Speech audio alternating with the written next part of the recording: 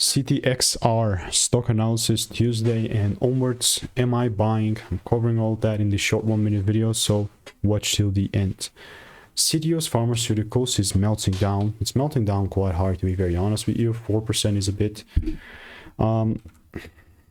Talked about this before, but when I made my last video, I was obviously looking to take things down. Not only did we clear the lows, but Citius is also gapped up, you know, that was interesting. To say the least, it's not like I'm going to come out here just buying out of nowhere. Still not a fan of this range whatsoever. This breakout, I'll call this like some sort of break.